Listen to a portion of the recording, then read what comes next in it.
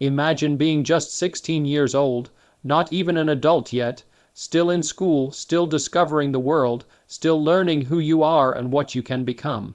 At an age where most teenagers worry about exams, uniforms, and social media followers, Emily Johnson was about to face something impossible, something no one her age could ever expect, something that would push her into a moment where every second mattered, and where a single mistake could mean the end.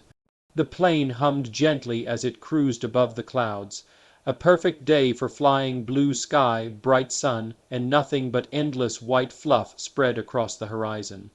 Emily looked through the window, amazed by the beauty below. The ground was so far away it looked like another planet. Cities, mountains, and rivers were invisible beneath the thick blanket of clouds. Up here, at 30,000 feet, everything seemed peaceful. Safe, almost magical. She had never been inside the cockpit before today. The pilot, Captain Miller, was a kind older man with a calming smile who had invited her to sit in the jump seat behind him. He told her she could watch how an airplane is flown. Since Emily had told him she loved aviation and wanted to be a pilot someday, that small dream suddenly felt bigger than ever while she sat surrounded by screens, switches, and glowing buttons. It was like sitting inside a futuristic spaceship. Emily listened as Captain Miller talked about how airplanes worked, how the wings created lift, how the engines pushed the aircraft forward, and how pilots communicate with air traffic control. She nodded at every word, fascinated. She admired him. He made flying look so easy, like driving a car in the sky. He looked confident, relaxed, totally in control. She felt safe with him, then everything changed. Without warning, the plane jolted violently.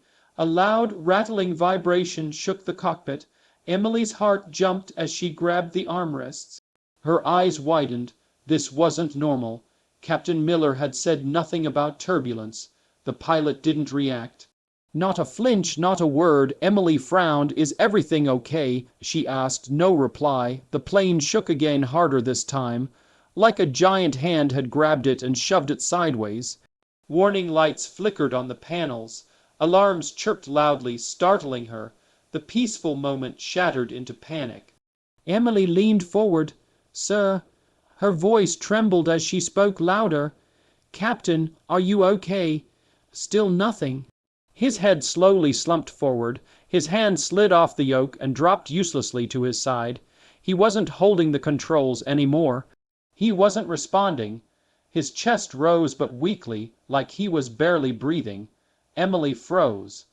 A cold wave of fear surged through her body. Her heart pounded against her ribs like a drum. She stared at him, hoping he would suddenly move, open his eyes, smile, and say everything was fine, but he didn't. Her breath became shallow. 1,000 thoughts crashed into her mind. What happened? Why isn't he moving? Is he unconscious? Is he dying? The alarms grew louder, faster.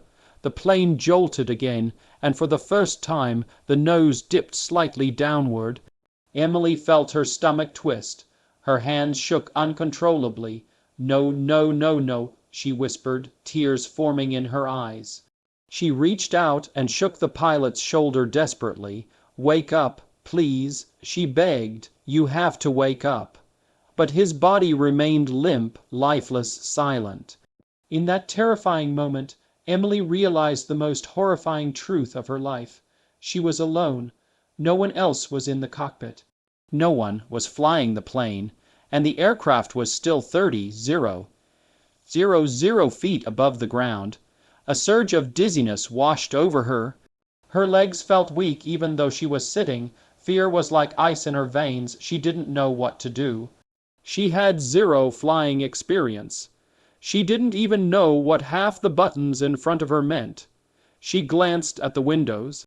The outside world seemed calm, but she knew inside this cockpit everything was falling apart. The ground below was invisible, but she knew it was waiting. And if no one took control, the plane would start falling fast.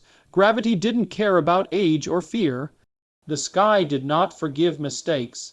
Emily forced herself to breathe. even though panic tried to suffocate her. She looked again at the unconscious pilot. His face was pale, sweat glistened on his forehead. He needed help, medical help immediately. But first she had to keep the airplane from crashing. Her voice shook as she whispered to herself, "There has to be someone who can help air traffic control the radio." She had seen the pilot speak into his headset just minutes earlier. There must be a way to call someone. Emily searched frantically for the radio controls, tears blurring her vision. The cockpit alarm screamed at her, cold electronic reminders that the plane needed a pilot right now. Emily wiped her eyes, focusing as hard as she could. She pressed the headset button with trembling fingers. But what would she say? How did you even start such a message? Her heart pounded, her throat tightened. But she knew one thing: if she stayed silent, everyone on board would die. She swallowed hard, leaned toward the mic, and found her voice small, terrified, but alive. Hello, she said, her voice shaking. "This is Emily. I think the pilot passed out. I need help." Silence. For a second that felt like eternity. She heard nothing, no response, no reassurance, just the aircraft's angry alarms and the heavy sound of her own breathing. Her chest tightened. What if no one heard her? What if she pressed the wrong button? What if suddenly a voice crackled through the speakers? "Who is this? Please repeat. Who's flying the airplane?" Emily's lungs filled with air again. Someone heard her. Someone was there. I'm not a pilot," she replied, panic rising in her voice. "The captain is unconscious. I'm alone. Please help me."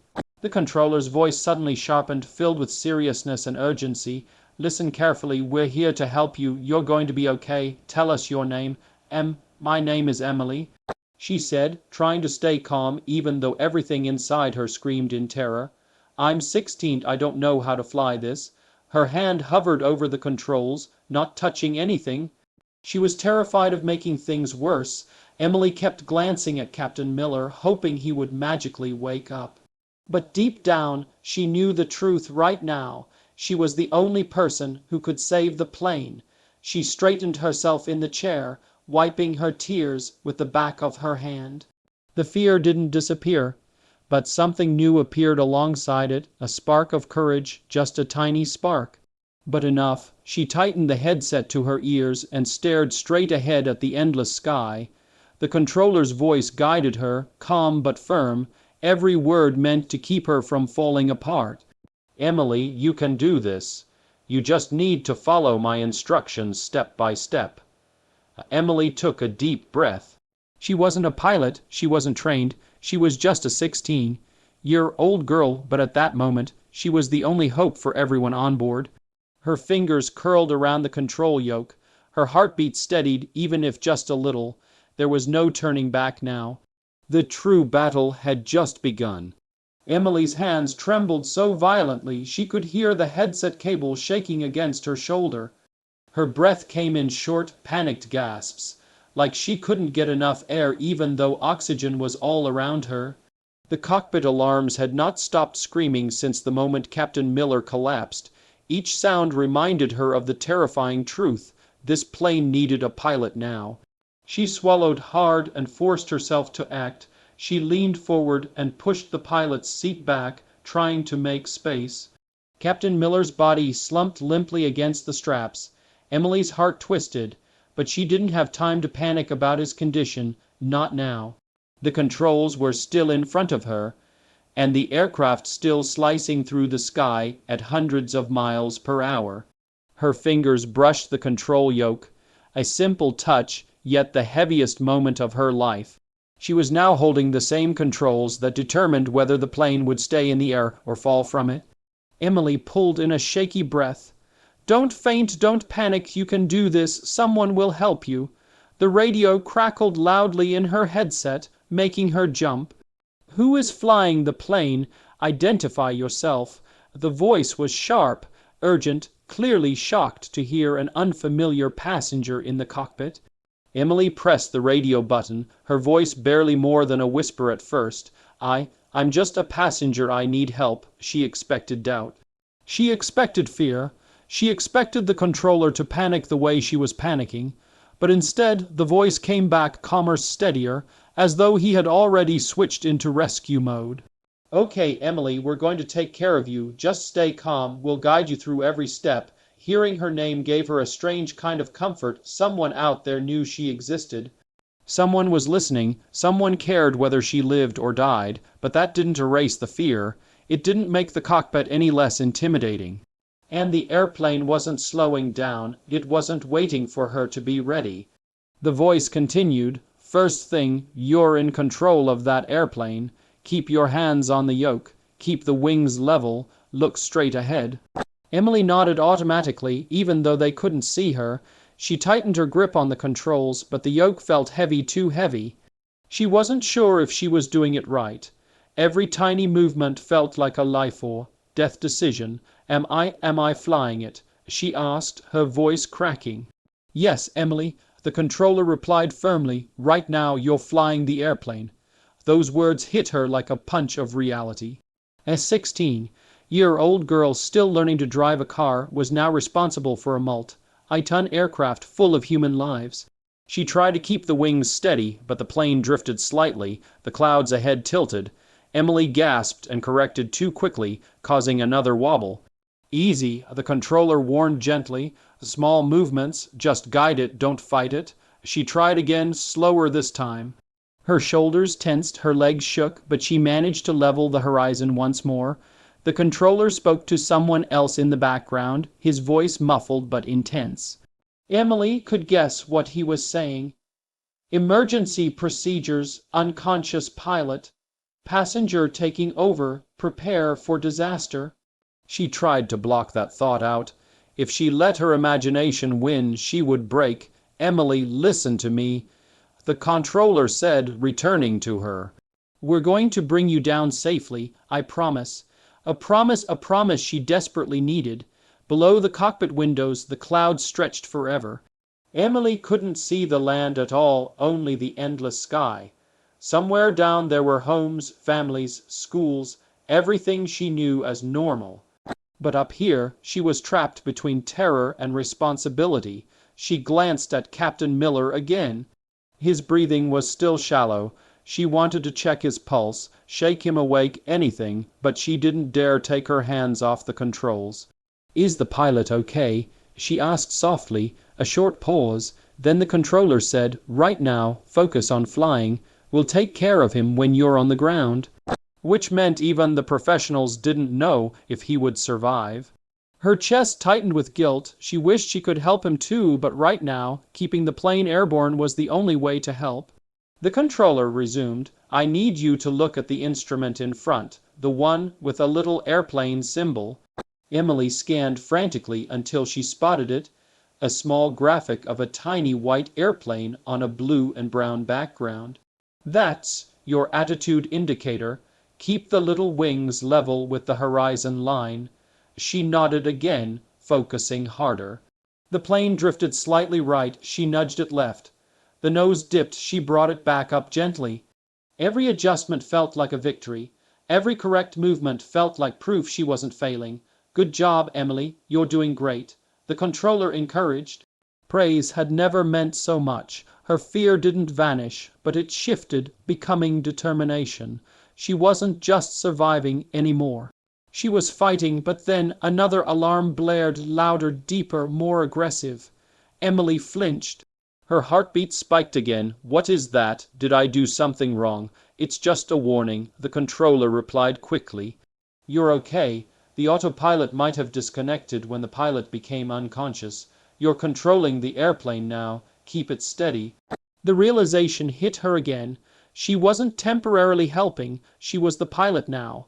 Her palms were sweating, so much she worried they might slip off the yoke. Her fingers cramped, but she refused to loosen her grip. Then the controller said the words she feared most. "Emily, we need to talk about landing." Landing. The most dangerous part of flying. Emily's head spun, her stomach twisted, her throat tightened. "What if I can't do it?" she whispered. The reply was firm, confident, absolute. "You can, and I'll be with you every second." She closed her eyes for a moment, just a moment, gathering every drop of courage inside her. No one else will save this plane. It has to be me. She thought of her parents, her friends, her school. Her dreams, everything she had never expected to lose so soon. She thought of the passengers behind her, families, kids, strangers who had no idea that a teenager now held their fate in her trembling hands. Then she inhaled slowly. She opened her eyes. She looked straight ahead. Her voice, though shaky, held strength now. "Okay, tell me what to do." The controller spoke again, calmer than ever. "Good. First, we'll find a safe airport. We're clearing the runways for you. Emergency teams are ready. Airports. Runways, fire trucks, flashing lights, all waiting because of her. Emily," the voice continued, "when the time comes, you'll bring us home, one step at a time." She nodded. Her fear remained, but it no longer controlled her. She was terrified, but she was trying, and that was enough to keep hope alive. Outside, the clouds began to thin. A faint glimpse of the land appeared far, far below. Emily held the controls tighter. One wrong move, one wrong angle, one moment of panic, everything could end.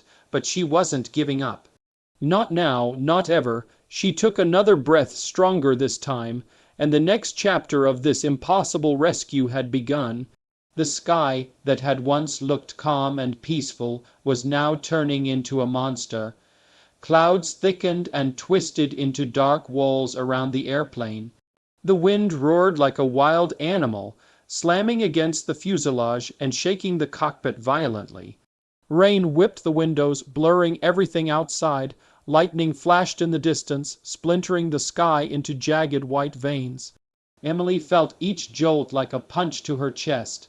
Her nerves were already stretched thinner than thread, and now the storm was trying to break that thread completely. The plane dipped suddenly, then lurched up again, as if gravity itself wanted to drag it down. Alarms continued to scream, flashing lights reflecting off Emily's terrified eyes. Too fast, too high, wind shear alert. Every warning was a reminder that disaster was stalking them. Her eyes stung with tears. She blinked rapidly, trying to keep the runway in sight. She couldn't afford to cry now. She couldn't even afford to blink wrong. "Hold the nose level, you're doing great." The controller's voice filled her headset again, louder this time, shouting over chaos. Doing great. Emily didn't feel great. She felt like she was hanging on to life by her fingernails. And yet those words mattered. They steadied her. They kept her from falling apart completely. She tightened her grip on the yoke until her knuckles turned white. Her arms trembled from the effort. The controls felt like they weighed 100 pounds. The plane kept trying to fight her, drift away from safety, but she fought back. She guided it like she was guiding her own heartbeat. "Okay," Emily listened carefully. The controller continued. "Slowly reduce the throttle. You're going too fast." Emily glanced at the throttle levers. She had seen Captain Miller push them forward during takeoff, so now she needed to pull them back. Carefully, gently, her hand shook as she reached for it. She pulled a little, then a little more. The engines roared less intensely, their deep thunder fading to a steady growl. The nose dipped again, and Emily quickly corrected it. Small motion, just as they taught her. "Good job. Now extend the flaps," the controller instructed. "They will help slow you down and give you lift on approach." Flaps. She remembered him describing them earlier, like wings, expanding to give the plane more control at low speeds. Her fingers scrambled for the lever. She pushed it to the first notch. The plane jerked slightly, almost like a giant bird spreading its wings. "Keep breathing, Emily," the controller reminded. "You're getting closer." Emily tried to take a breath, but the air felt too thick. Her lungs didn't seem to work right anymore. Her heartbeat was pounding louder than the engines, filling her ears, drowning every other sound. Now the landing gear. Came the next command. She spotted the small handle with a wheel-shaped symbol. With a shaking breath, she pulled it down. Thump, thump, thump. The landing gear deployed. The runway was ahead now, a strip of lights cutting through the rainy darkness. She saw it for the first time clearly, and that made everything feel terrifyingly real. They were really going down. This wasn't practice, this wasn't a dream. This was the moment that would decide everything. But the storm wasn't done. Wind slammed the wings harder than ever. The plane tilted sharply to the left. The runway slipped out of view. Emily cried out and jerked the controls right again, fighting the storm with every bit of strength in her body. Small corrections. Easy, Emily, don't oversteer. I'm trying, she shouted back, voice cracking, panic clawing at her throat. Lightning lit up the cockpit in a stark flash. For a hot beat, she saw every detail, the shapes of buttons, the sweat dripping from her brow, the unconscious captain, and the fear etched on her own face.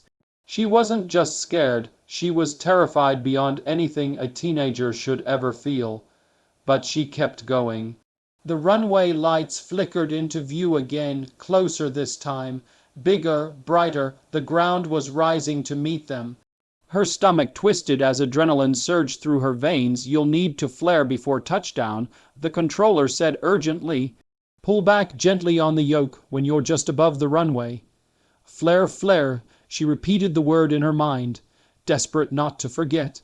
The altimeter ticked downward rapidly. 500 feet, 400 feet, 300 feet. Her entire body shook. Her grip tightened even more, if that was possible.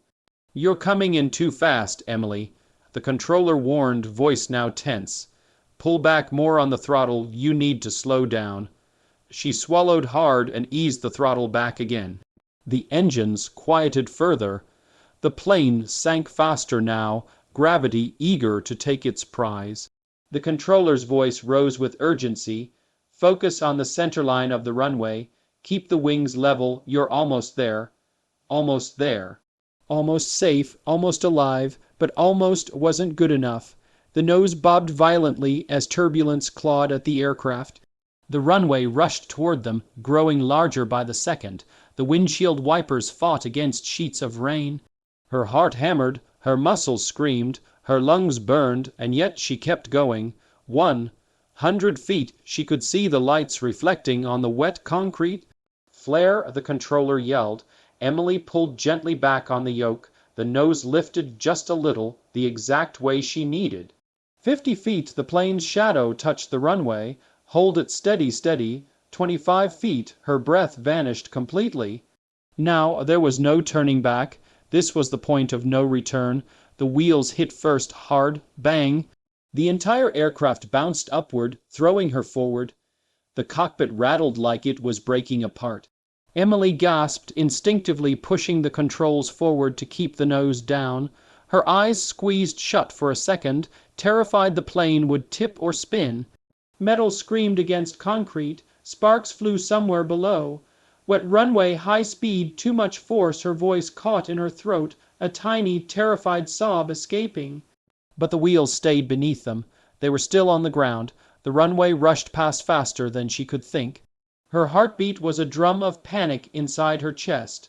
Emily reached for the brake pedals with her trembling feet, pressing down, desperate to stop this speeding giant. Her arms burned with exhaustion. Her body shook so violently she barely felt like she was inside herself. Wind, rain, alarms, her own heartbeat, everything blurred into one overwhelming noise, but she didn't let go. She didn't close her eyes, she didn't stop fighting. The plane slowed slowly, painfully slowly, but it slowed. The end of the runway was still a dangerous distance away, a line of lights and darkness waiting. Emily pushed harder, harder, her shoes slipped slightly on the pedals, but she regained them, refusing to lose control now. The roar of speed faded, the rattling softened, the aircraft finally began to calm. The storm was still raging outside, but for the first time since this nightmare began, Emily felt that she might actually survive. The hardest part wasn't over, but she had made it through the most terrifying battle of her life, and the ground beneath her wheels meant one thing: there was still hope. The first impact felt like the earth itself had risen to punch the plane.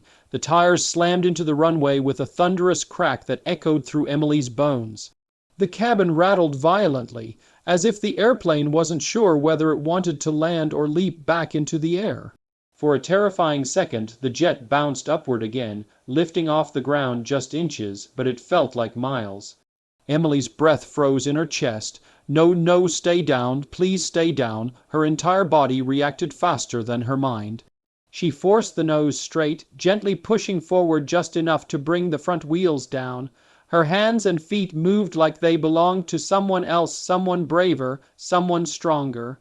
The wheels screeched angrily across the wet concrete, smoke and mist exploding from beneath the plane as it hurtled onward.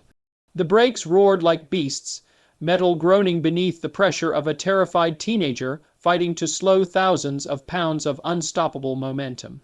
The runway lights streaked past like lightning. Her heartbeat was louder than the storm, louder than the engines, louder than everything. She didn't blink, she didn't breathe, she couldn't. Every second felt like a lifetime. Faster, slower, slower, and then silence. The plane stopped, not crashing, not breaking, not burning, stopped. The storm still hammered the windows, but inside the cockpit it was quiet, so quiet that Emily heard her own shaky breath. Her fingers were still locked like claws around the controls, her legs stiff against the pedals, unable to move. For a heartbeat, she didn't believe it. She didn't trust the silence. Was this real? Did she actually do it? Then the radio erupted with cheers, loud, emotional cheers filled with disbelief and relief. You did it, Emily, you did it. You just saved a plane full of lives. Voices layered over voices, praise, celebration, people shouting her name, people calling her a miracle. The controller, the man who guided her through every second of this nightmare, spoke clearly through the noise. Emily, you're safe. You saved everyone. We are so proud of you. Her lips parted, but no words came. Tears spilled silently down her cheeks, mixing with the sweat and fear she had held back for what felt like forever. She had never cried like this before, tears of shock, of relief, of survival. She turned her head slowly. Captain Miller still lay unconscious next to her, his breathing steady now. Paramedics appeared at the cockpit door in bright jackets, calling urgently, working fast. They lifted him out carefully, making space for her to stand. Her legs shook violently the moment she tried to straighten them, like they might crumble beneath her weight. A paramedic reached out, steadying her. Easy, deep breaths. You're okay now, he said gently. Emily stepped out of the cockpit, out of the place where she had gone from passenger to pilot, from frightened girl to the only hope those people had. As she walked down the aisle, heads turned, families clutched each other, parents hugged their children tighter. People wiped tears from their faces, and every single pair of eyes looked at her. Some whispered her name. Some whispered thank you. Others simply stared, because how do you thank a 16-year-old who just saved your life? Emily didn't know where to look. She felt small, exhausted, almost fragile. But in those eyes she saw something powerful: gratitude, awe, respect. As she stepped onto the wet runway, the storm seemed quieter, gentler, as if even the weather knew it had been defeated. Fire trucks and ambulances surrounded the plane, lights flashing like a celebration parade. Airport staff rushed to help everyone off safely. Cameras flashed from distant corners. News crews were already arriving, hearing about the miracle landing. Emily hugged herself, still trembling, trying to understand the scale of what she had just survived. She wasn't supposed to be here. She wasn't supposed to know how to land a plane. She wasn't supposed to be a hero. But fate had chosen her, courage had carried her, and she had refused to give up. One of the rescuers draped a blanket around her shoulders. You're amazing, you know that, he said, smiling through disbelief. Emily shook her head. I was just scared, she whispered. That's what bravery is, he replied, doing the right thing even when you're terrified. The words hit her heart like a warm flame. Emily looked back at the plane, its sleek wings glistening under the rain. Hours ago, it had been a symbol of thrill and adventure. Then a symbol of fear. Now it was a symbol of survival. Sirens wailed as the ambulance carrying Captain Miller hurried away. He would live because of her. A group of passengers approached her carefully. One woman with tear-streaked cheeks hugged Emily tightly, whispering, "Thank you for giving me back my children." An elderly man bowed his head in respect. A young boy stared at her like she was a superhero. Emily didn't know what to say, so she just nodded, overwhelmed. Reporters rushed toward the police line. Teen hero saves flight. 16 year old pilot lands plane. A miracle in the sky. Words she never expected to be attached to her name. Emily breathed in deeply, the cold night air filling her lungs. It felt refreshing, like a second chance at life. She gazed at the same sky that had tried so hard to swallow her, the same storm that had tried to defeat her. And she smiled through exhausted tears. Tonight the sky did not win. Within minutes she was escorted to a quiet room inside the terminal, away from the chaos and cameras. A warm drink in her hands, her heart finally began to slow down. Still, she kept replaying every moment in her mind, the controls, the noise, the runway coming closer and closer. A voice came through the door. The air traffic controller, the man who guided her through every second, walked in. He looked more emotional than she expected. He didn't say a word at first. He just looked at her, really looked, and then bowed his head slightly. "Thank you, Emily," he said softly. "You saved all of us today." She didn't know how to reply. Words felt too small. After a long silence, Emily asked, "Did I really do it?" He smiled, tears glimmering in his eyes. "Yes, and you'll never forget that you did." Emily leaned back against the chair, letting those words wrap around her like the safest blanket in the world. She was still shaking, still scared, still trying to accept reality, but one thing was certain. Today she was not just a teenager, not just a scared girl trapped in a storm, not just a passenger. She was a pilot in the moment she was needed most. She was the voice of courage inside every heartbeat. She was the reason children made it home. She was the reason tears tonight were tears of joy, not tragedy.